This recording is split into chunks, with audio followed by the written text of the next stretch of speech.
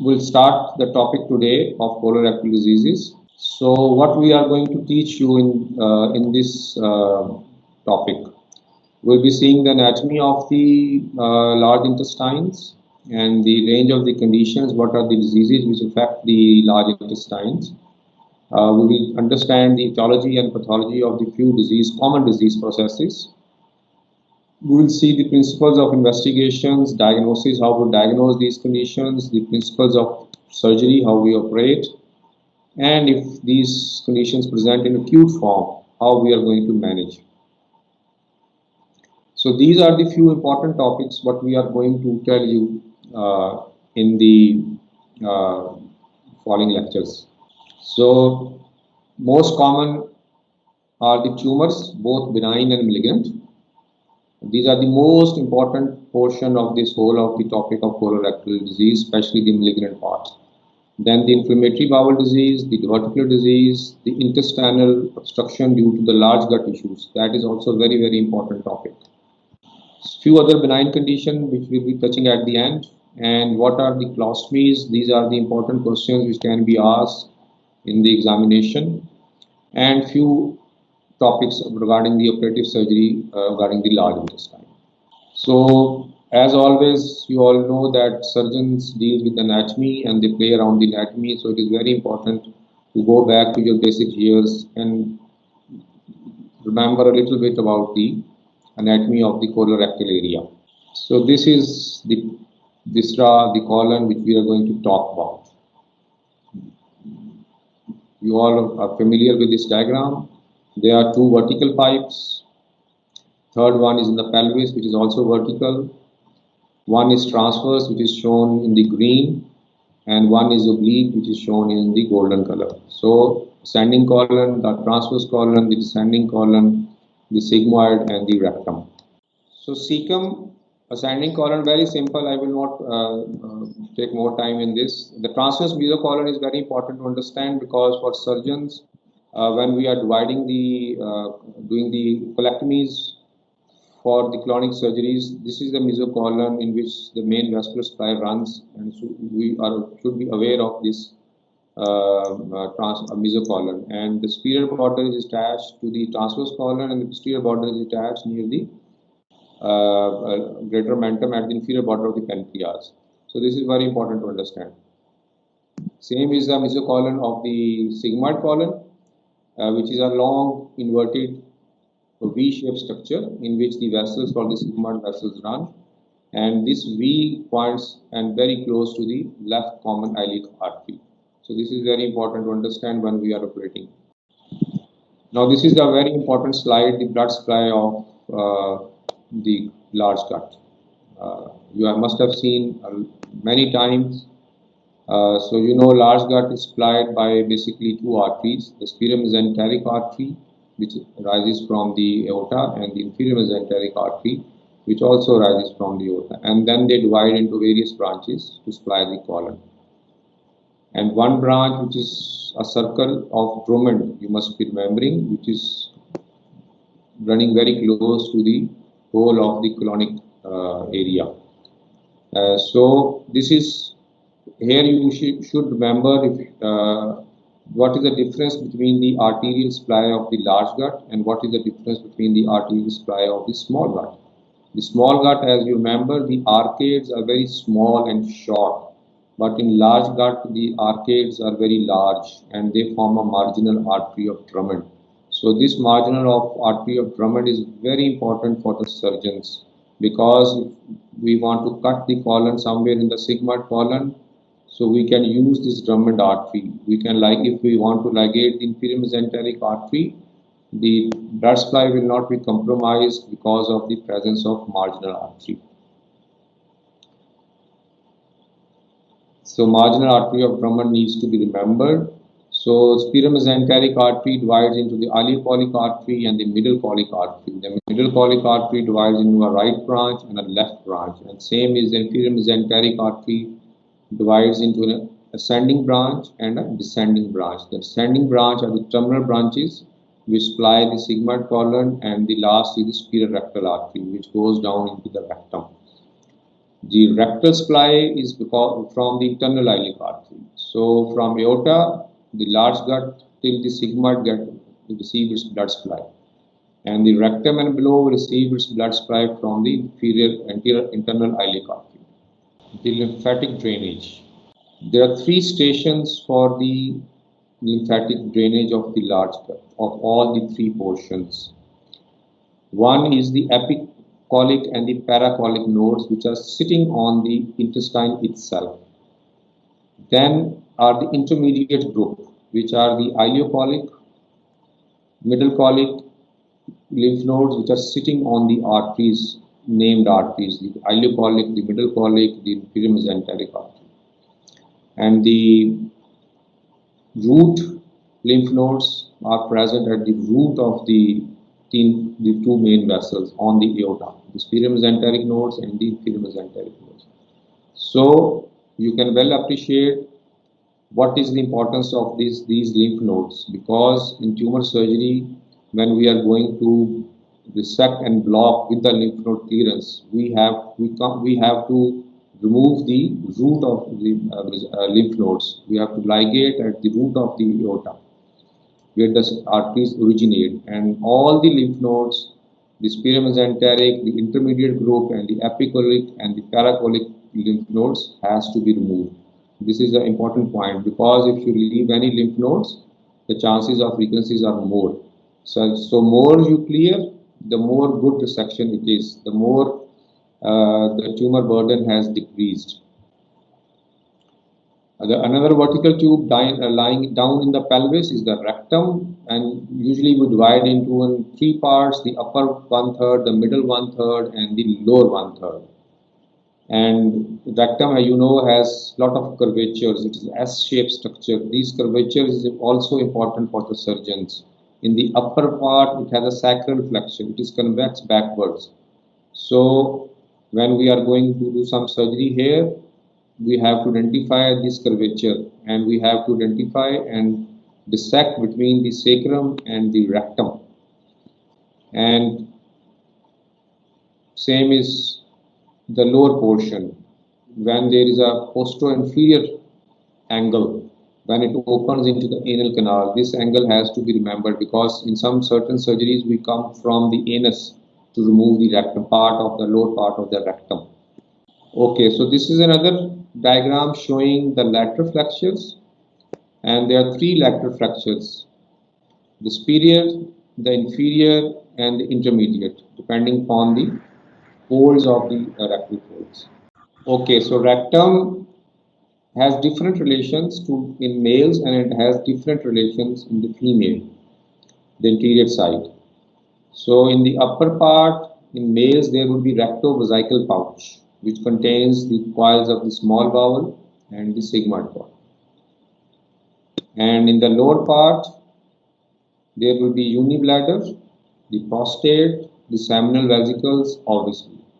Just try to visualize the picture of rectum in males.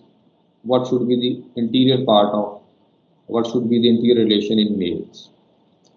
Same is in females. Just try to visualize. There will be rectouterine pouch, and below there would be the fornix of vagina and cervix. So this is important as far the surgery portion is concerned.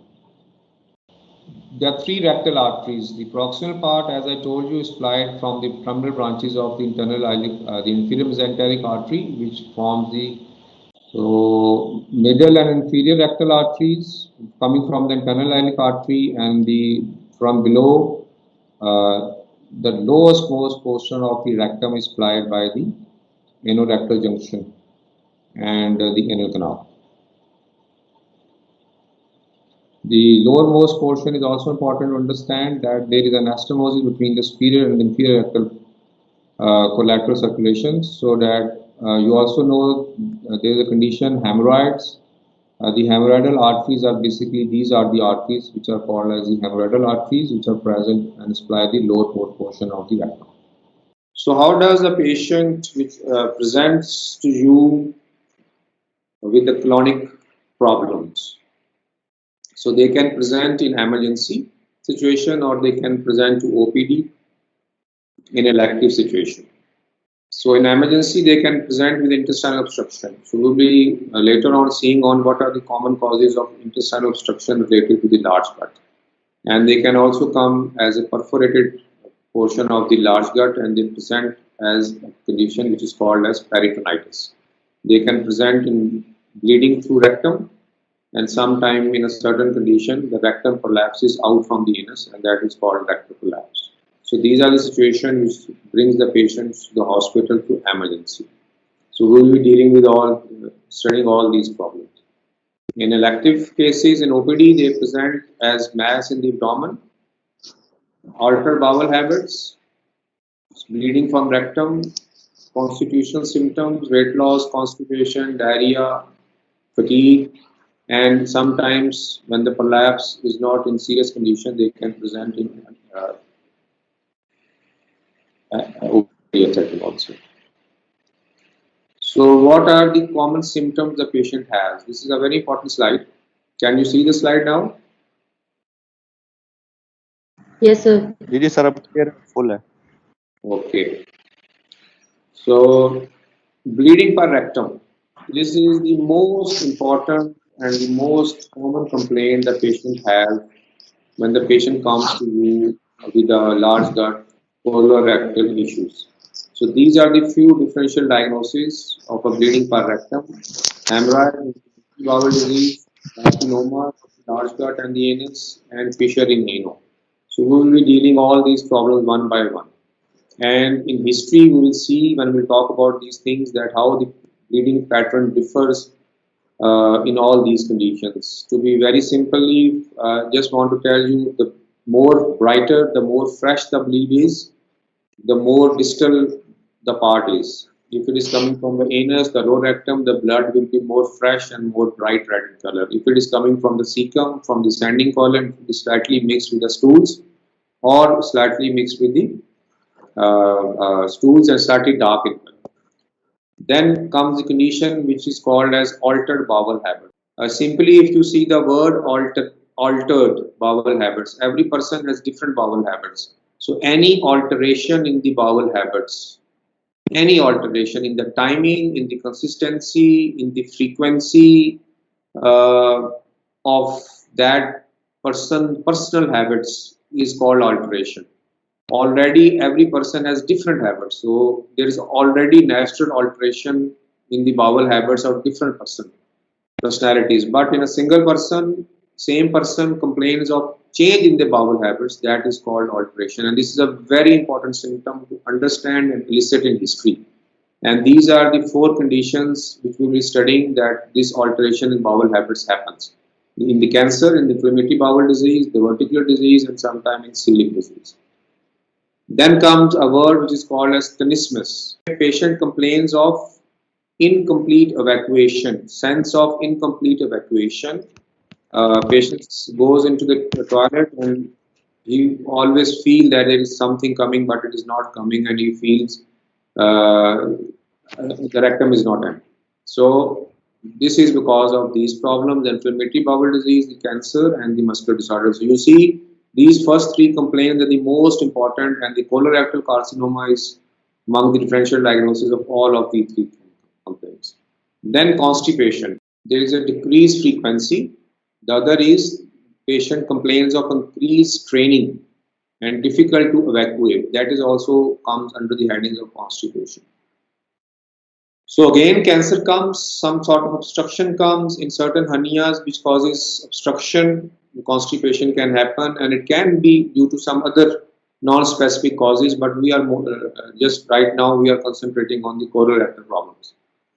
Abdominal distension, bloating due to obstruction, sometimes due to ascites as a sequelae to the colorectal problems. And flatulence, increased flatulence is due to the inflammatory bowel disease. So patient complains of mild to moderate or sometimes very severe distension. And in cases of inflammatory bowel disease, ulcerative colitis, which is not written here, sometimes in a very severe form of ulcerative colitis, there is a massive distension because of the distension of the large gut. And these are few constitutional symptoms of fatigue, lethargy, malnutrition, and weight loss, which is obviously understandable. Anemia of the chronic disease is also important. We will see later on how the tumors of the large gut present, and in this, remember this term anemia of the chronic disease. Then there is another symptom, mucus discharge per rectum. In the tumors of the lower rectum, the patient can say that I am passing some mucus, and that is actually not the fecal matter. That is the mucus secreting tumors, which sort of secrete the mucus through the rectum. And usually the timing is very important. Usually patient complains of this sort of passage of mucus early in the morning. So the term is called as early morning spurious diarrhea. Patient complains that I wake up in the morning, or I have to wake up because I feel the urge, and when he goes to the toilet, he passes just loose mucus. So that is why it is called as early morning spurious diarrhea. This is very important and relevant term related to the cancers of the mucus producing tumors of the lower rectum. So you need to remember this. So this is a general, very quick slide I made to give you an overview of the common symptomology of all the colorectal diseases. So now, what will be the investigation if you want to find the diagnosis, confirm your diagnosis? Of course, you always start from simple investigation and then to more specific investigations. So abdominal X-ray is simple, plain abdominal X-ray in standing position, sometime in supine position, gives lot of clues to what is happening inside the large gut or in the abdomen. We will be seeing later on what will be the findings. Contrast study, we inject, we pass, put some contrast in the large gut through obviously through anus. We can't put contrast directly through oral route. Patient cannot drink. So we have to give through anus. That is called as enema. There are different types of contrast available. The most common which is used is barium contrast. So there is a term which is written as single or double.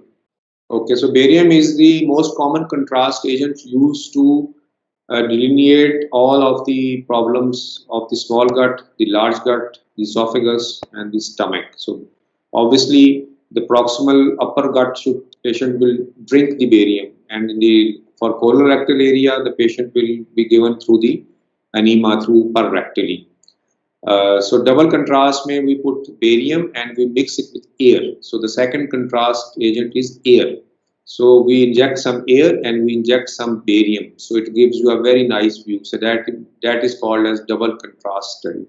You can use it with the help of a fluoroscope, as Muzammil said, or you can take a simple X-ray after giving the contrast. Proctosigmoidoscopy. This is a very important investigation, of course, after the clinical examination, that is called the digital rectal examination. The next OPD investigation which you can do in your ward, which you can do on the bedside, is proctosigmoidoscopy. Proctoscopy means examination of the anal canal and the rectum, and the sigmoidoscopy means examination of the sigmoid colon. Remember, sigmoid colon is about 30 centimeters from the anus. So when we do a sigmoidoscopy, you visualize all of the portion from anus to the 25 to 30 centimeter to the sigmoidoscope. So this is a very important, very quick investigation. It is a scope, is the instrument we pass per anal into the patient without any anesthesia, just small local anesthesia, and patient tolerates it very well. It's totally painless, and it can give you lot of clues till 30 centimeters or 35 centimeters. Then is the colonoscopy. You all must be knowing colonoscopy. It is a full-length endoscopic examination of the large gut till the cecum and sometime into the ileocecal valve, into the terminal ileum. Abdominal ultrasound is the most easily available, least invasive investigation, which can give you a lot of things in colorectal problems. Then there are a few advanced imaging of CT scan and MRI. We will be seeing the importance when we deal with individual things. Transanal ultrasound is another new modality, which is a small probe which we pass per anal, and it gives you the ultrasound of the anus and the lower rectal area. Of course, all these investigations, the CT scan, the MRI, and the transcranial ultrasound are usually used to identify the regional extent of the disease, especially in case of the rectal tumors. So we'll keep all these three investigations when we are sure in history examination and other investigation the patient has some sort of tumor in that area, and then we want to know the regional extent, the lymph node area. So that is how we do these three. Then, if we are suspecting the tumor, we will start the tumor. We send the tumor marker, which is CEA. So this is a tumor marker for the large gut and rectal tumors. It is not a diagnostic. It is just adjuvant to the large gut.